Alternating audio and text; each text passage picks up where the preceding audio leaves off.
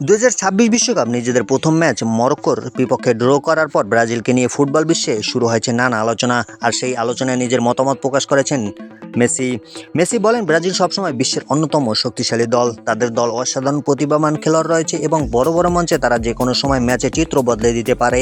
তবে বর্তমান সময়ে দলের পারফরমেন্স নিয়ে কিছুটা উদ্বেগ রয়েছে বলেও তিনি মন্তব্য করেন। মেসির মতে ব্রাজিলের আক্রমণভাগে সৃজনশীলতার কিছুটা ঘাটতি দেখা যাচ্ছে, বিশেষ করে দলের অন্যতম বড় তারকা ইনজুরির কারণে মাঠের বাইরে থাকায় সেই প্রভাব আরও স্পষ্ট হয়ে উঠেছে।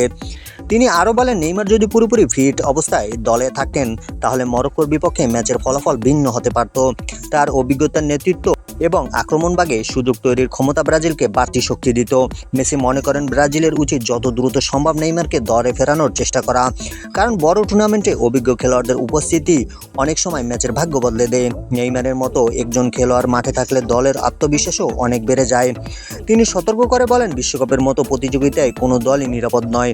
গ্রুপ পর্বে একটি বা দুটি ভুল ফলাফল পুরো সমীকরণ বদলে দিতে পারে। তাই ব্রাজিলকে এখন থেকেই নিজেদের দুর্বলতা দূর করে আরও সংগঠিত ফুটবল খেলতে হবে। মেসির বক্তব্য অনুযায়ী ব্রাজিলের সামর্থ্য নিয়ে কোনো সন্দেহ নেই, তবে সেই সামর্থ্যকে বাস্তবে রূপ দিতে হলে দলের সেরা খেলোয়াড়দের মাঠে থাকা এবং সবাইকে নিজেদের সেরাটা দেওয়া জরুরি। এখন দেখার বিষয় ব্রাজিল তাদের পরবর্তী ম্যাচগুলোতে কীভাবে ঘুরে দাঁড়ায় এবং নেইমারের প্রত্যাবর্তন দলকে নতুন করে কতটা শক্তি যোগাতে পারে।